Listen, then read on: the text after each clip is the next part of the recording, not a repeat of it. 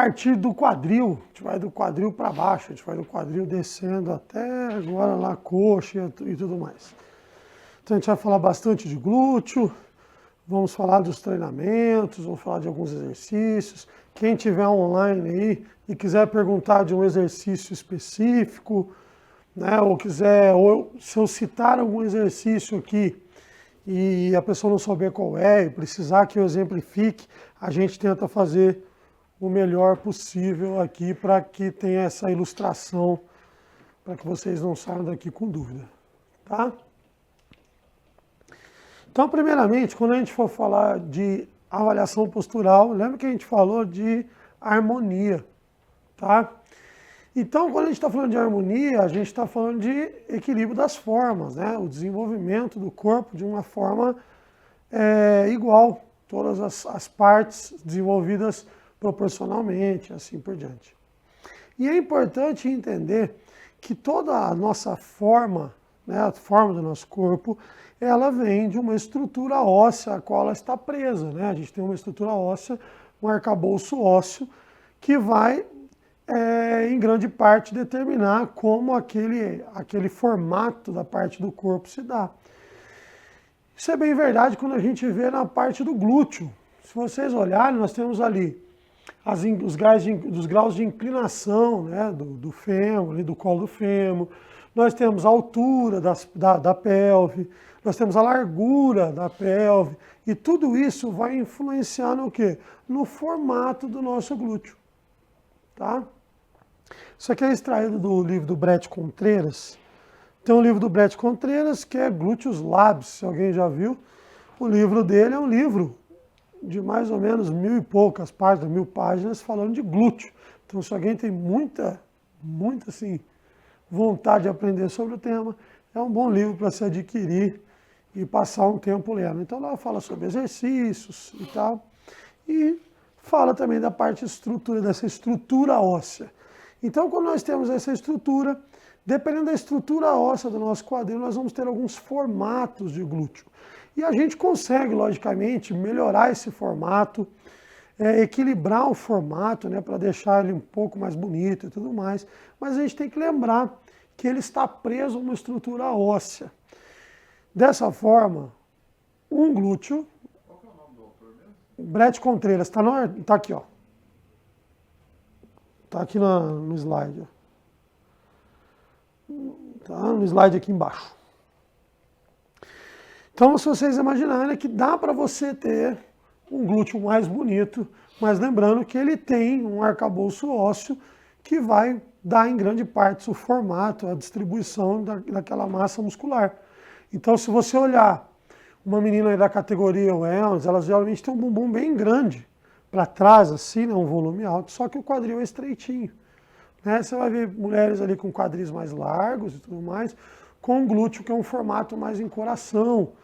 Por quê? Porque faz parte do quê? Faz parte da estrutura óssea que aquela massa muscular está presa. Você consegue trabalhar partes específicas? Consegue trabalhar partes específicas.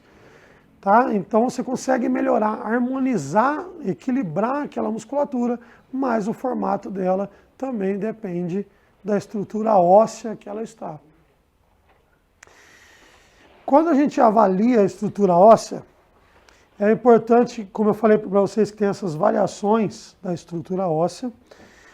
Muitas vezes aquelas mulheres que têm aquela depressãozinha na lateral dos glúteos, são tratadas como se fosse uma síndrome, né? Como a síndrome da depressão trocantérica, por exemplo. Porém, para a gente dizer que é uma síndrome, ela tem que ter um complexo de coisas. Você tem que ter uma fraqueza, você tem que ter um glúteo pouco desenvolvido. E você às vezes vê uma mulher com um glúteo razoavelmente equilibrado, mas com essas concavidades aqui do lado, com essas depressões aqui do lado. E muitas vezes pode acontecer por conta disso. Ela tem uma pelve mais alta, e graças a esse ângulo de inclinação e a pelve um pouco mais alta, você vai ver que daqui do lado, pela própria formação anatômica, você vai ter uma leve concavidade. E é anatômico, é dela, é da estrutura óssea que está presa. Tá?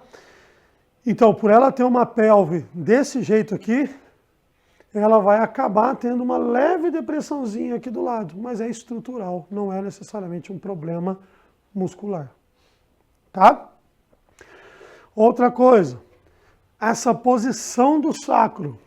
Tá? Se o sacro estiver mais horizontalizado ou mais verticalizado, também altera um pouco a estrutura, a forma do glúteo. Tá? Aqui, mais comuns ali, você vai ver nos asiáticos, né? Que tem o bumbum mais encaixadinho e tudo mais, e isso interfere no formato do glúteo como um todo. Tá? Então, a estrutura óssea, esse slide é para mostrar para vocês que a estrutura óssea conta muito na forma daquela região e também limita um pouco o formato daquela parte do seu corpo. Então, dá para você melhorar o glúteo, por exemplo, dentro do padrão estrutural ósseo que ele está fixado. Tá? Isso é bom você entender, até para não fazer falsas promessas. Ah, mas aqui essa mulher tem um formato assim, eu preciso trabalhar mais a parte superior. Ok, a parte de cima do glúteo, legal.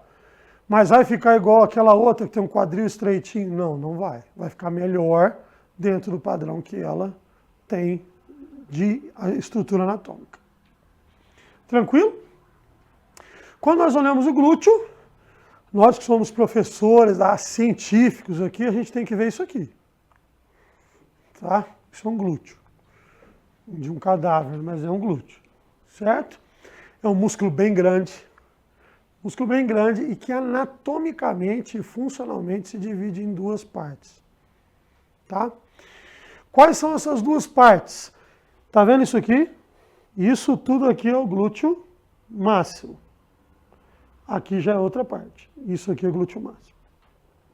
Se vocês perceberem, ele tem luz ligação. Essa parte de cima, que é a maior, ela vai se ligar no trato iliotibial. Essa parte de baixo, que é a menor, ela se liga diretamente no fêmur. Certo?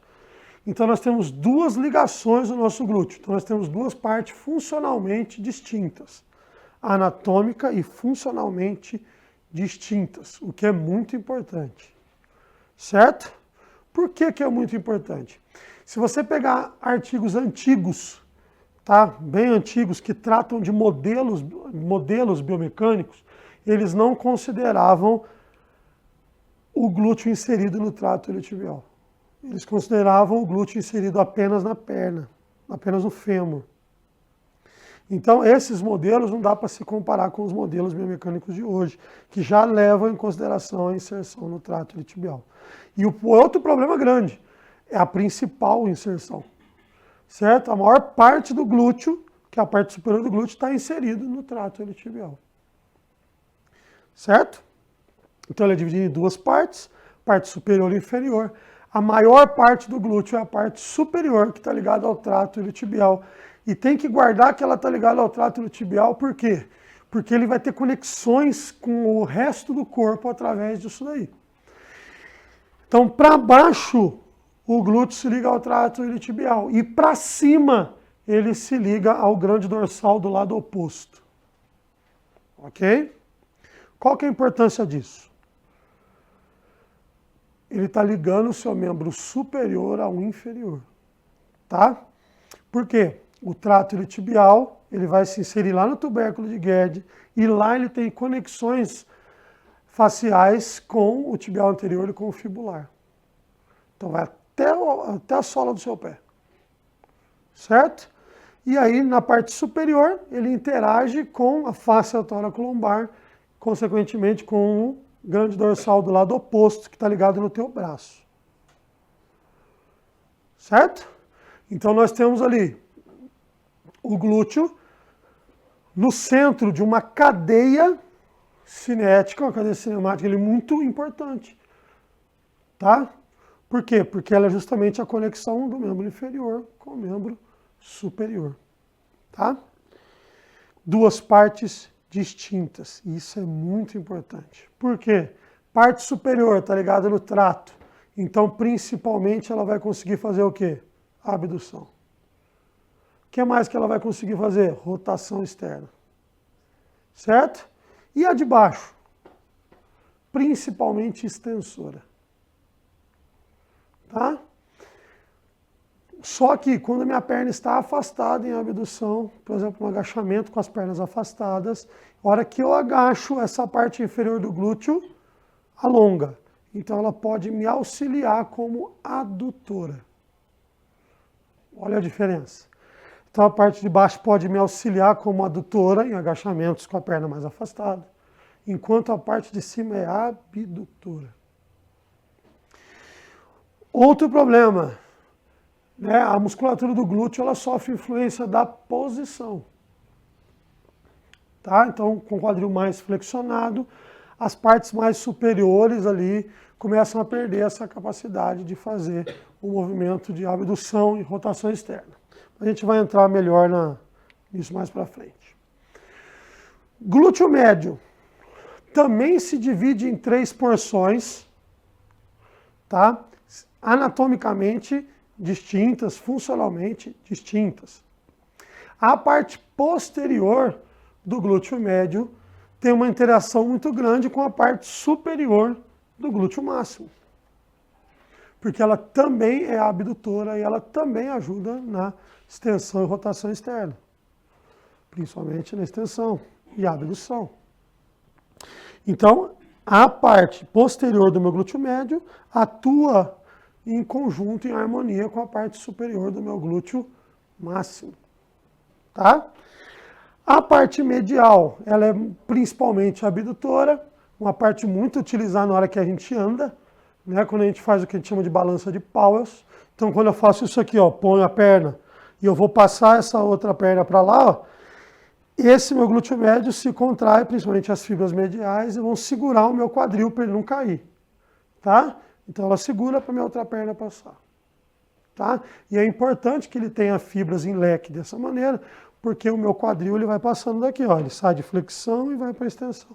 Então ele tem que manter a abdução em posições diferentes. Por isso que é importante ele ter esse formato em leque e também atuar de maneiras diferentes. Posterior, então, atua com quem? Fibra posterior do glúteo médio com a fibra superior do glúteo máximo. Tá? A fibra medial do glúteo médio ela é principalmente abdutora e a fibra anterior do nosso glúteo médio ela atua junto com o tensor da face lata e também glúteo mínimo.